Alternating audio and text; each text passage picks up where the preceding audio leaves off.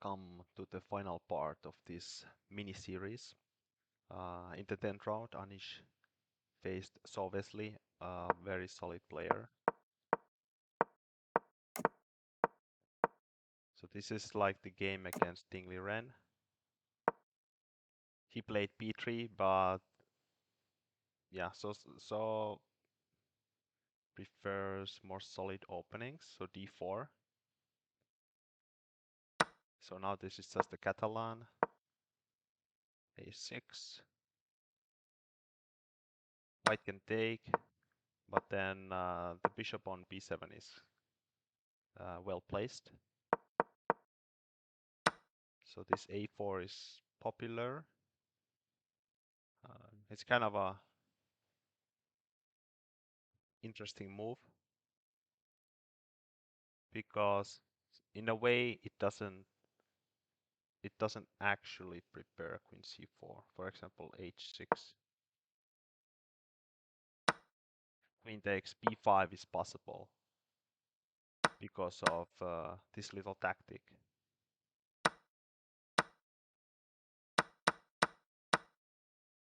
But if you play a waiting move like h6, white can also play all kinds of waiting moves.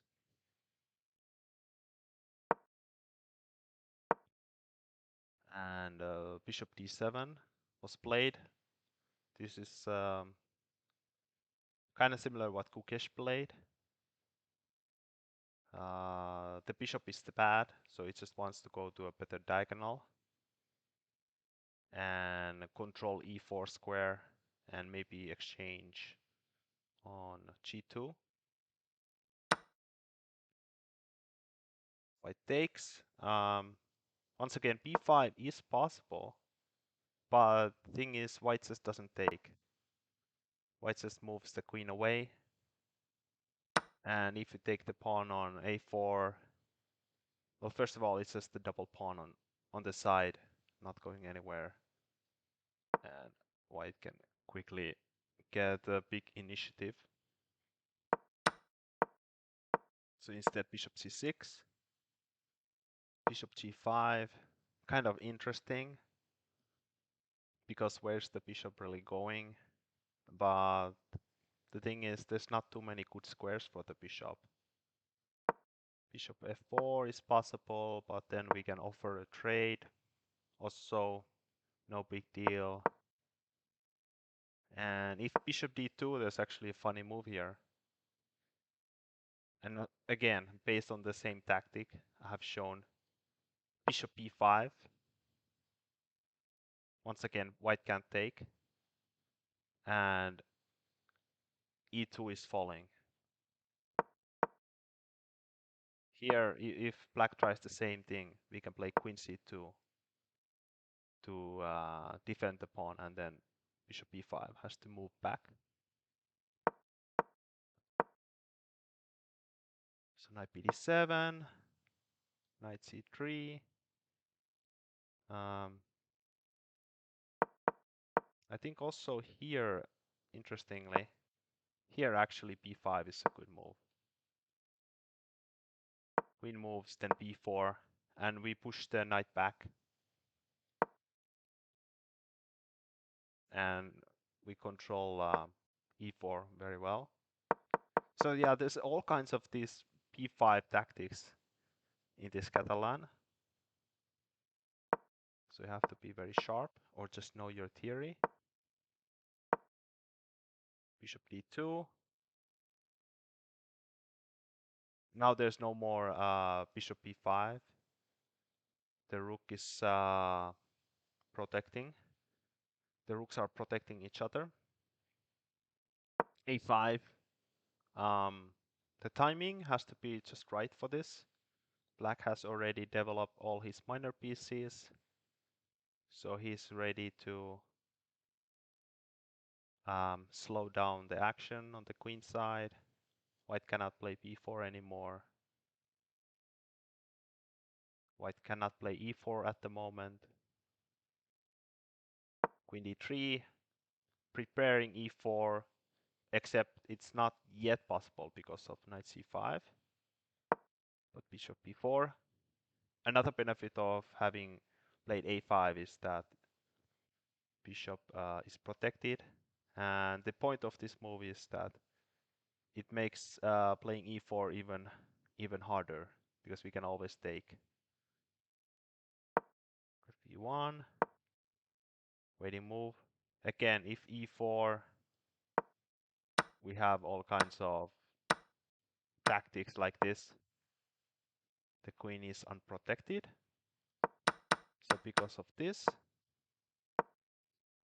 Wesley plays queen c2 out of the danger. Now e4 is an idea. So Anish just takes and bishop e4, making sure white cannot play e4. d1, b6, protecting a5, so the rook on a8 can move. Knight e5, maybe a bit too hasty, because this just leads to a bunch of exchanges. We take. If white takes back, we would just take on e5, and then white would have a double pawn. So knight d7, and white has somewhat of a weak bishop, just staring at its own pawn. Knight e4, queen d3, knight c3. Yeah, it's just a very solid move. Again, very typical of Anish.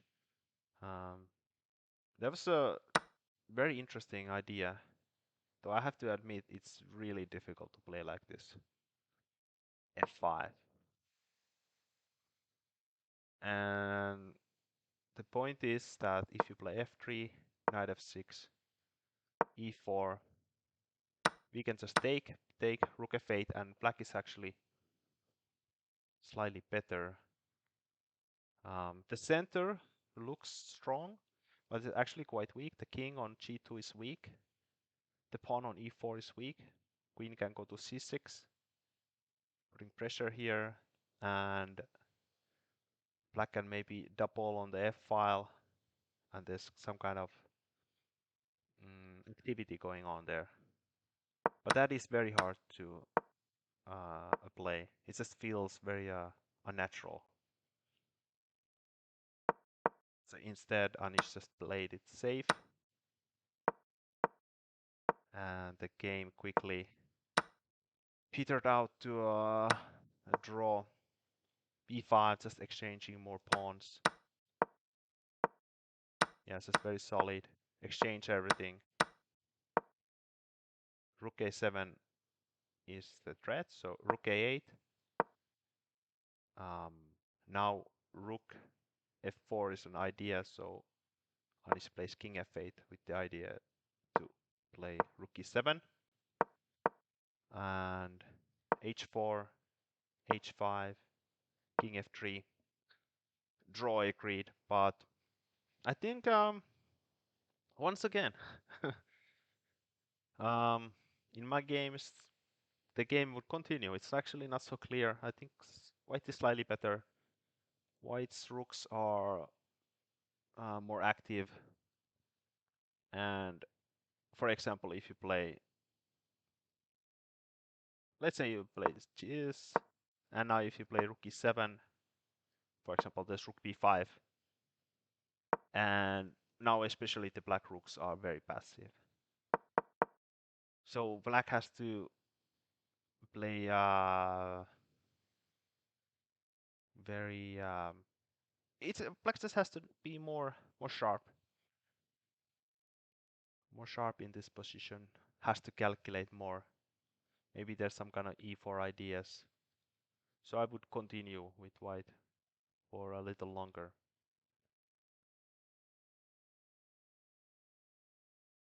Anyway, the next round, Anish faced the leader, up to Satarov. Very strong Uzbek prodigy. And yeah, this e4, this is kind of like the main line, thought to be the big test of the Queen's Gambit accepted. It's just that I rarely see this from the top players. They like to play knight f3, knight f6, e3, stuff like this, very solid. Maybe the reason is that if you play e4, you're playing like more aggressive. The more aggressive you are, the the easier is to just for black to just play the prep, and basically it would end in some kind of draw if you just know your lines, because the game gets more forcing. But if you play something solid, something slightly more passive, the game continues longer and you have more winning chances.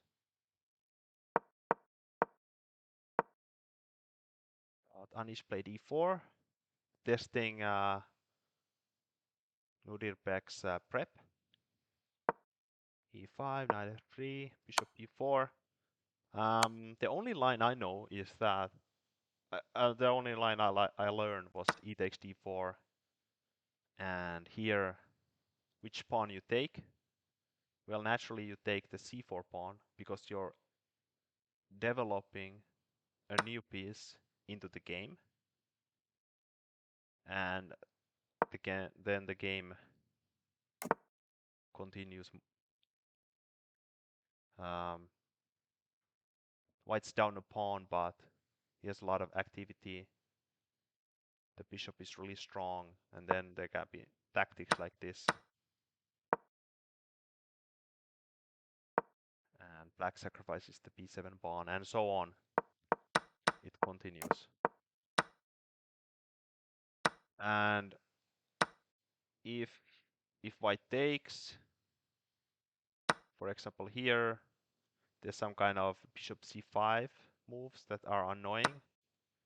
The same here, bishop c5 can be annoying. Stuff like this, knight g4, or if you play f3, knight c6. And yeah, it's an end game where white's down a pawn. I'm mentioning all this because in the game, bishop e4, so a move I didn't know about, was played, which makes sense, of course. You just want to trade as many pieces as possible because black wants to draw. Bishop d2. White would like to play knight bd2 to keep as many pieces as possible, but c3 is kind of annoying. So bishop d2, takes. And what this changes is that, first of all, black can castle short faster because there's no bishop, and so can white. Another thing this changes is that for example in this, like in the game knight e4, there's no more bishop c5, so this is not as bad as in that variation. We would like to play this bishop c4 move. This is the most natural move, but surprisingly this is actually not correct. Black can just hold on to his pawn, and the problem is if you play knight e5, black can play just, for example, knight h6. And if we still had the bishop on c1, we could take the knight. And another problem is if bishop e6, if our queen was still on d1, we could check here. g6, knight g6, typical Pasha rush tactic. So because of all this, we have to play the somewhat unnatural move of taking on d4. Another interesting point is that after queen takes d4, the strongest move is actually not to take on d4. Because that kind of helps white develop. And we don't mind, I mean black doesn't mind having the king on d8 because it's going to e7 anyway. So he doesn't lose anything. Anyway, knight d4, knight f6, knight c3, queen e7. Black is trading knight e4. So white just castles long.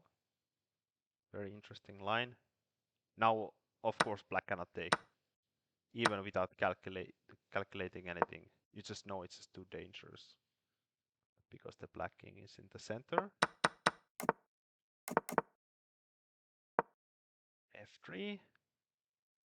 The c4 pawn is still alive, but there is no easy way to protect it. c5 and knight c2.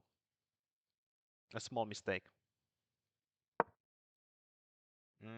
I think the reason why he didn't play knight b5 was a6, queen d6, takes, and he just didn't want to allow b5. But here we have actually e5, and white is doing quite well, even though he's a pawn down.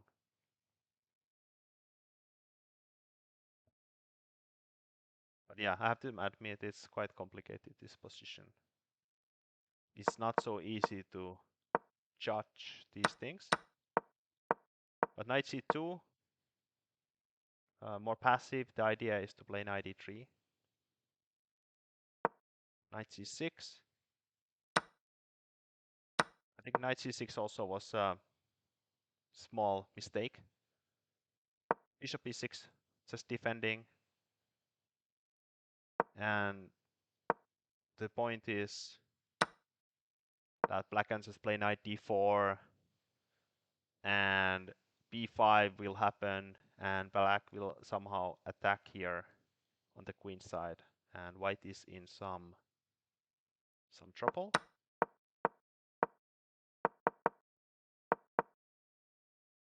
But instead knight c6 happened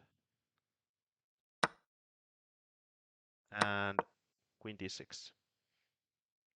So white manages to go to an endgame, and now of course he doesn't have to worry about this b5, b4 stuff anymore. Everything gets traded.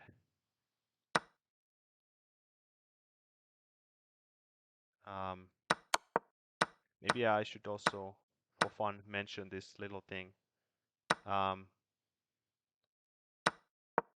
It was actually maybe like a very small mistake of playing rook d8. Because now the knight is somewhat worse than on c6. It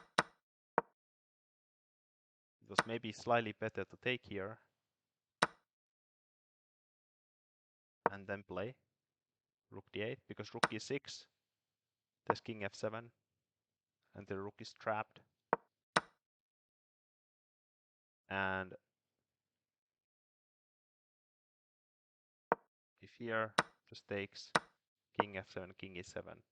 But yeah, this is like a very, very, very minor point, which I, for some reason, found interesting.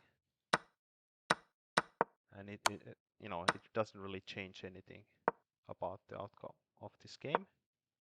b4, just trying to exchange some more pawns, making your pieces more active. Now there's a way for the king to go all the way. This position is slightly uncomfortable for black because of e5, but it seems like it's just enough to hold the draw.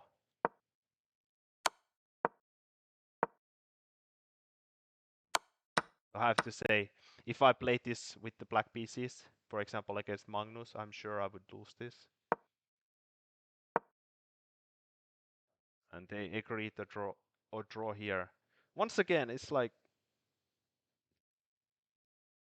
for the millionth time. If I played against another IM, the game would continue, and basically anything could happen. Maybe black manages to play knight c6, knight e4, take on f3, win the game. Maybe I can somehow get my knight here, take on b7. But these top guys, they just agree to draw. And I'm sure they would draw, but still. Sometimes I would like them to continue for a little longer. And in the second to last round, Anish faces the guy, the the last Dutch guy who won this tournament, very surprisingly. And yeah, Jordan has some very spicy prep. He's known for that.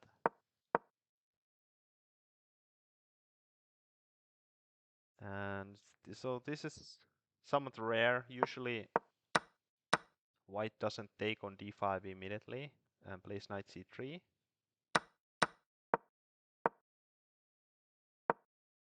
And bishop f4, also rare. Usually bishop goes to g5. So this is already something which I've basically never seen. Knight e4, very interesting. Kind of looks like what the beginner would play. Rook c1, knight c6. Once again, looks like a move a beginner would play.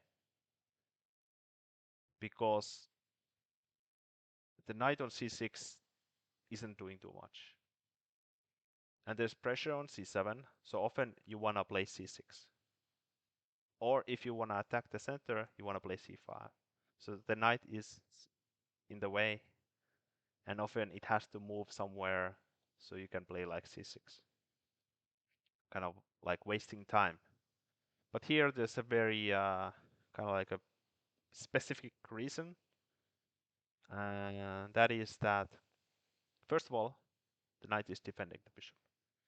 And also it's stopping this queen f4 check. And black is waiting for white to play e3. Because then we unleash a surprising g5. If bishop e5, then just f6. Bishop g3, h5. We are threatening h4. If you play h4, we can just play g4, knight d2, take on g3. And the pawn on g3 is a bit weak.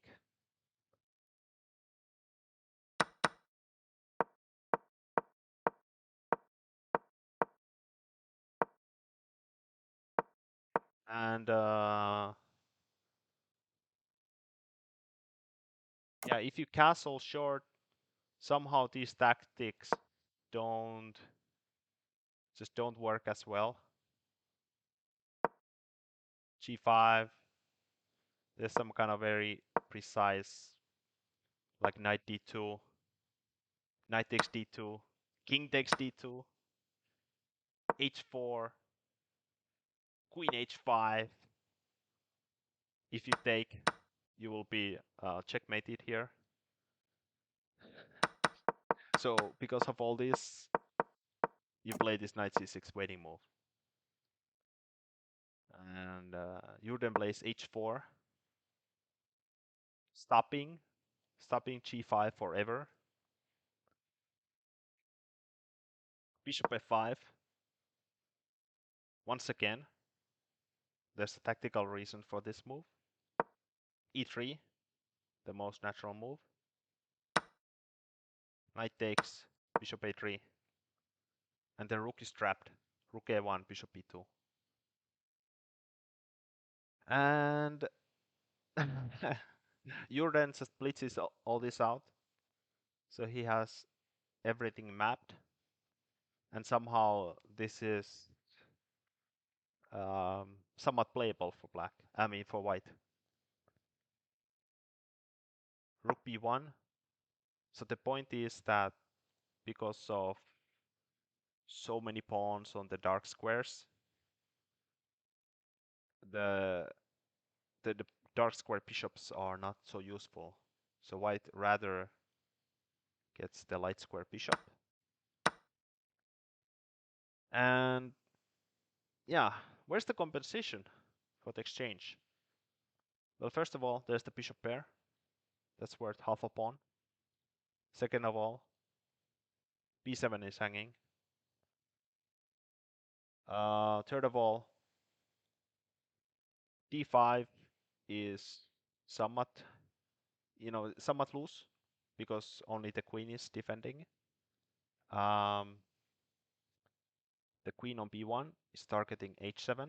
So if black ever castles, like here, knight g5, g6, h5, and now there's already all kinds of tactics like knight takes h7. So black has to be very careful here. And the best move seemed to be this quite hard to find move, knight e7. The point is black is preparing to play bishop d6 to trade some pieces to get rid of the bishop pair white has. And if queen b7, now we castle. Now it's safe to castle because there's no knight g5, queen h7 tactics. We don't worry about this c7 pawn. And next, like rook b8 is coming. And if white doesn't take, we'll play bishop d6. And there was another tactical reason, I think, for the justification. I think another justification was 95 f6. And if the knight was not on e7, bishop g6 would be possible. Anyway, instead, Anish plays the most natural move, rook b8, just defending. Queen b3 and bishop d6, giving up the pawn on d5. You could also play bishop e7, but white just plays bishop d3, and white can just go back to c2, and yeah, it's just quite complex what's going on here. Not so easy to defend. So Anish plays the safer move, just trying to exchange as many pieces as possible. Takes, check, queen e7, queen a3. The queen gets back, knight d5. White could now check, and it could be a repetition, but instead Jordan, still in prep, blitzes out c4. And now Anish starts thinking for a long time. His knight c3, kind of a weird move. He could play it safe, exchange the queens. White can even play king d1 here.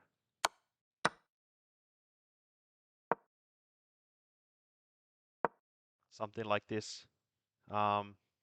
Usually in these positions, black is just playing for a win, but because it's an end game and we have the exchange. But Somehow this pawn fortress is, I don't know, it's just so annoying. And there's all kinds of e4, e5 ideas. And this game is actually quite equal. But still, it would have been much safer than the game. Knight c3, and things got very complicated. c5.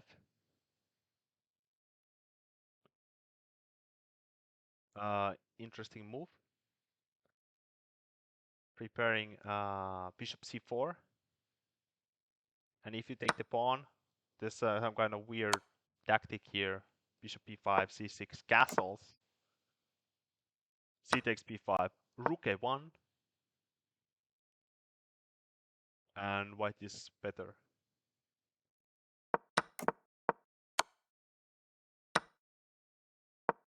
Instead, b6 was played. Maybe a small mistake, but this position is just too complicated to play perfect moves. I think some kind of queen b4 was the best move, but again, very, very hard to see all this stuff.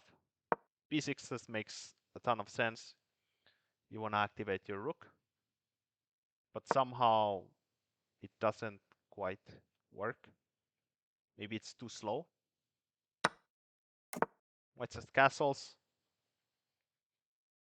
castles, h5, knight g5 is coming. The queen on a3 and the knight on c3 are not helping in the defense. They're kind of like useless. Like the queen would just love to be on e7, and the knight on c3 would love to be anywhere else than on c3. Queen b4, a mistake. But once again, it's just this position is just too complicated. There was some kind of, I think, some kind of rook b4. There was some kind of insane stuff like this. Takes g7, and the king runs.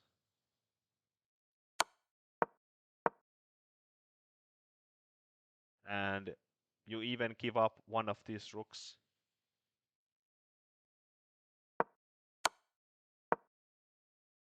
And white is better, but black is somehow fighting. But yeah, this is like this is just engine level stuff. Queen b4 instead. Knight g5, g6, and now a very surprising queen d3. And this is super strong. Black just doesn't have a next move. There's no next move. The attack just continues. Rook b6, defending g6. D takes c5. And it was actually, the position was also too complicated for white. Rook c1 was the correct move. Also very natural. You just attack the knight, get some tempos, and then continue. But still, d takes c5, very natural human move. I think Juden, maybe he just thought, okay, queen takes, and I'm just gonna play here, here, here, and take on f7 and win the game. But instead, Anish just plays rook c6. Now rook c5 is coming. And now it's somehow not so clear anymore.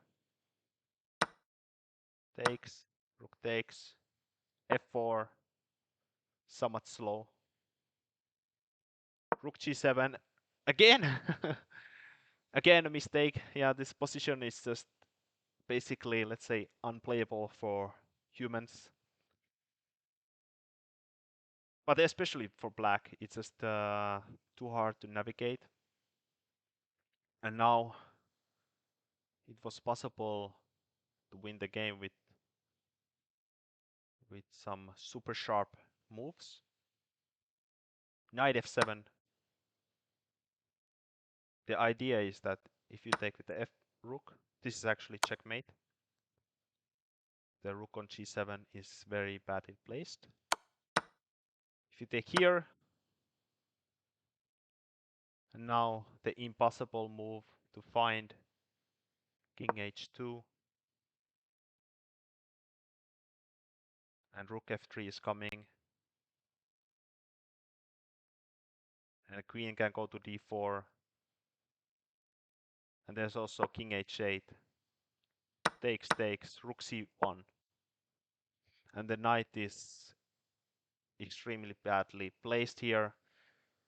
Basically cannot go anywhere, and when the knight moves, there's also all kinds of rook can go to d1, so kind of checks, and mate is coming really fast.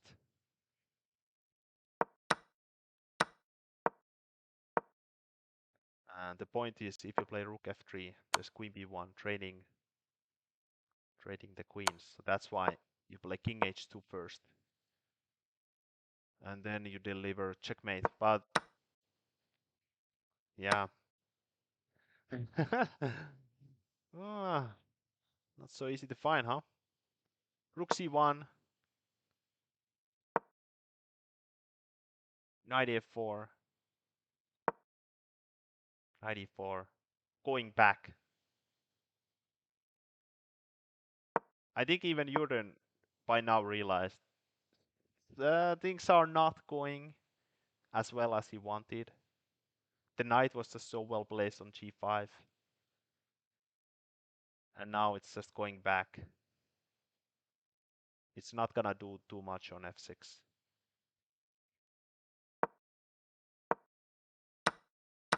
Some trades.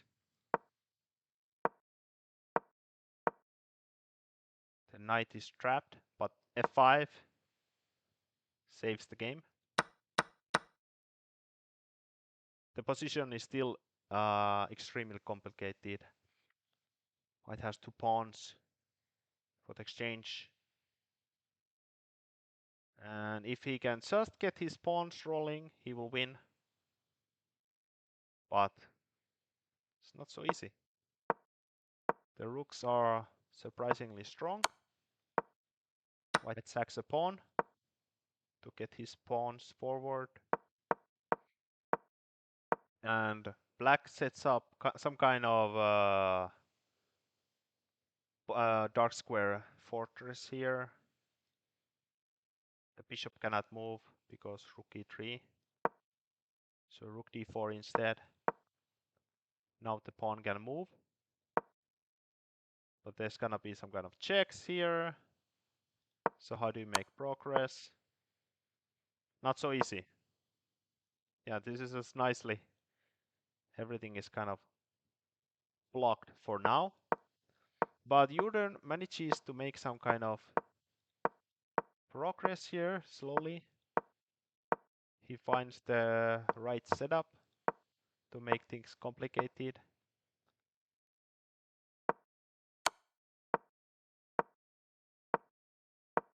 So finally, he managed to play e5, but black also got something. He got the pawn to a2, and the game is still equal somehow, magically. King f8. Maybe this was some kind of mistake. Maybe the computer was saying some kind of rook c5.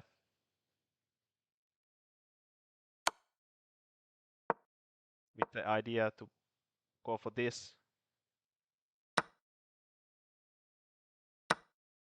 And I guess this is easier to hold than what happened in the game. King f8, e6.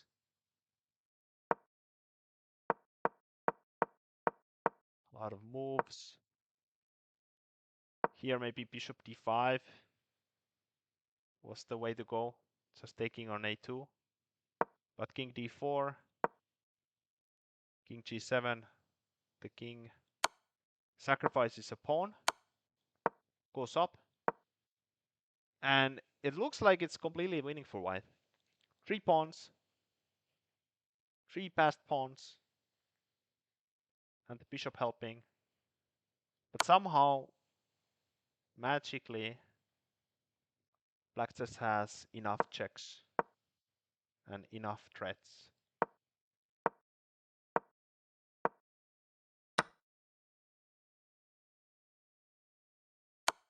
And now with the pawns exchange, it's quite impossible to make progress. Takes, white queens, but the queen will fall, or a perpetual. Yeah,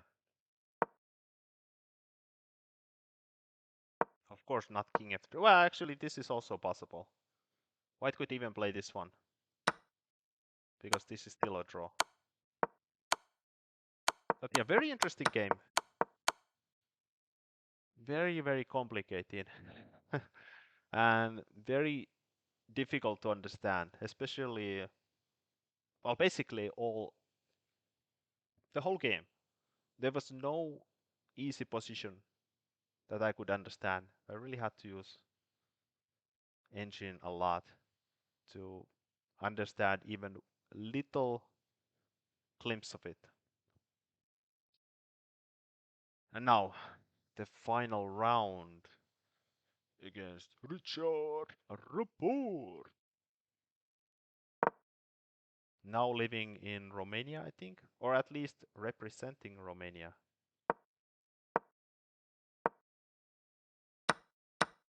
He found some kind of sponsor there.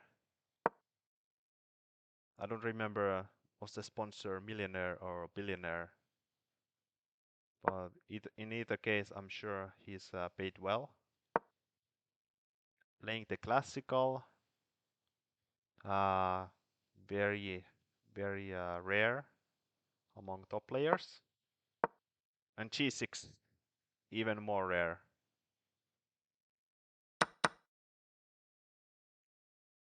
So black has the bishop pair, but d6 is just forever weak. Also d5 square. And this especially looks kind of weird because black is probably gonna play bishop g7. And then, how do you protect d6? But there are cases like, for example, if white just, for example, let's say here, here, here, here, takes, wins the pawn, but queen b6, and f5 will happen, f2 is hanging, rook b8 is happening, and white has to play suddenly very precisely to get a draw. So basically black is baiting white to take his pawn, and then he will get some kind of big counterplay. Bishop b5 was played. Bishop d7, bishop c4. And the point of this move is that the bishop on d7 is blocking the queen from defending the pawn on d6.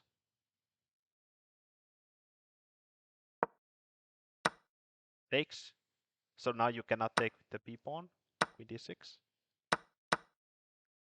So instead of bishop c6 and short castle. So this was a safe way to play for white. Again, fits Anish very well. And also in the final round, you don't want to take too many risks. You just want to play solid. If it's a draw, it's fine. You just want to finish the tournament well. Queen d3. And yeah, it's somewhat annoying, this position. d6 is just weak. White is controlling d5 well. Black has the bishop pair, but they're not really doing that much. Knight d5.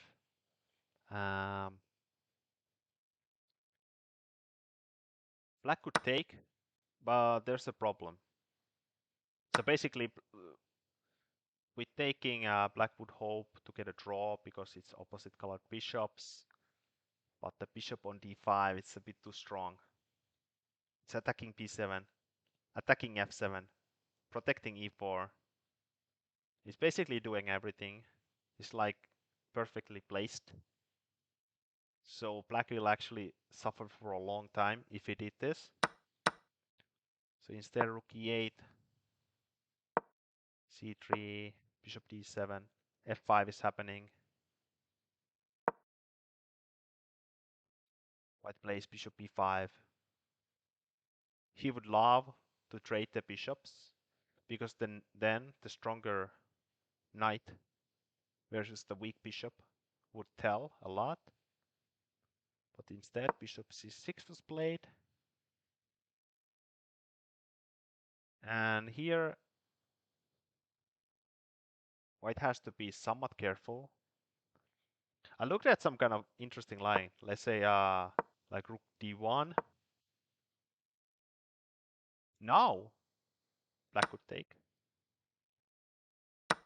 Rook e5, because the bishop is not in the best place. Queen e7, for example. And now black can actually sacrifice a pawn. So the bishop can never get to d5 anymore. I say check here.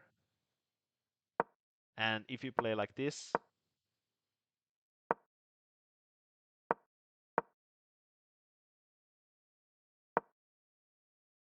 black is actually slightly better here, interestingly enough. And the reason is that the bishop on b3 is stupid. The dark squares are hard to control, hard to defend. On the king side, like bishop d6, rook h5, some kind of attack going on here. Black is controlling the e-file. So white has to be somewhat careful not to allow this kind of strategical defense. And Anish correctly played bishop c4 back. So once again, if bishop d5, now we get the perfect bishop. So bishop d7 back. Once again, f5. Anish allows it. Some trades. But still, even with the trades, the bishop on g7 is not like so amazing. Hitting granite here.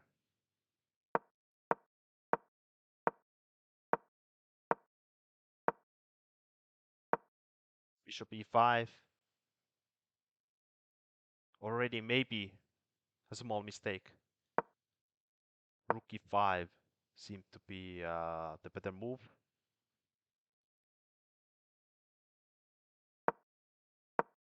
Queen e4. King g7. One more slight inaccuracy, which goes somewhat unpunished. Here he could take. If you take with the queen, there's f4. And white wins a pawn. And if you take with the f pawn, then there's knight g4. There's all kinds of tactics here, and also queen e3, queen h6, and white is doing surprisingly well. And yeah, it's just difficult for black to defend both pawns, d6 and e6. So yeah, king g7 is kind of like a misplaced. Instead, the recommended move was like just going back. f4 was played instead.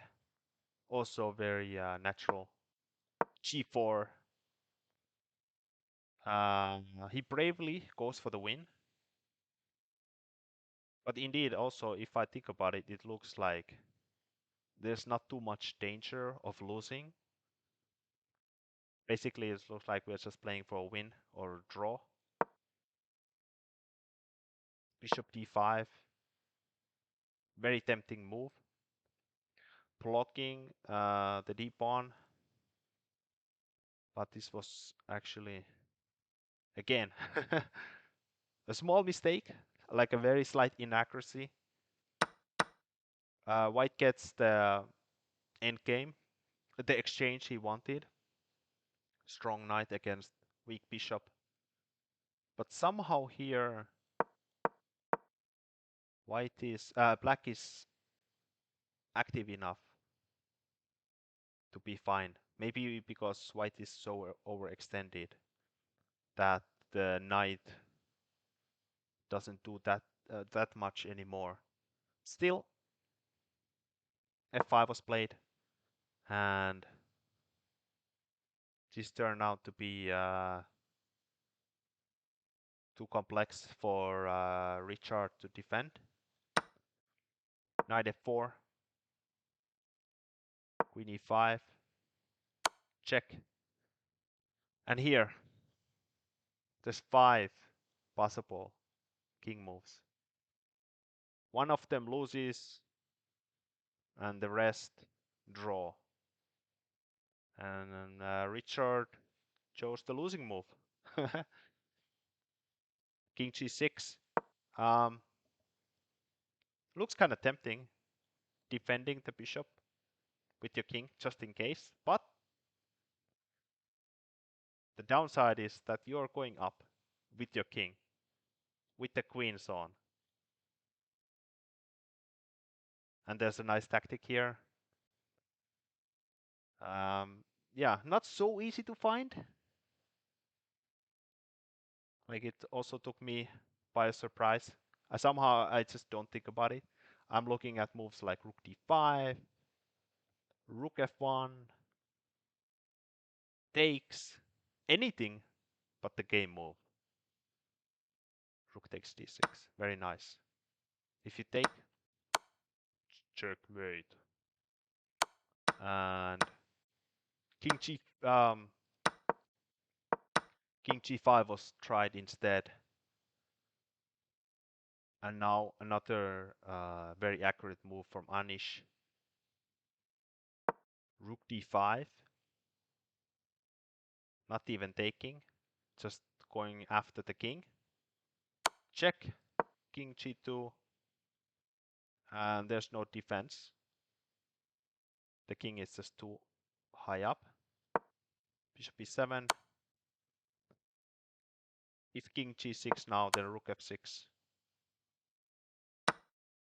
This would be like mate. So instead, king to h4.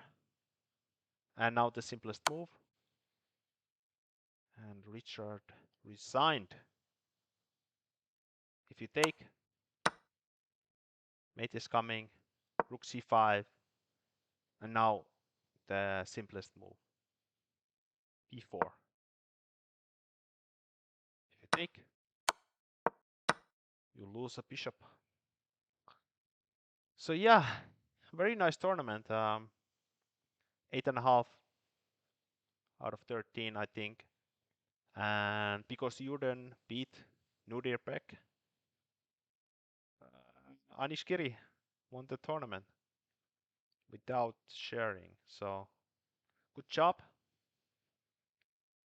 He has won some super tournaments before, but I don't know. Magnus has called them like, I don't know, maybe like not real super tournaments, but still. Anyway, good job, Anish. And that's it for now. Bye bye.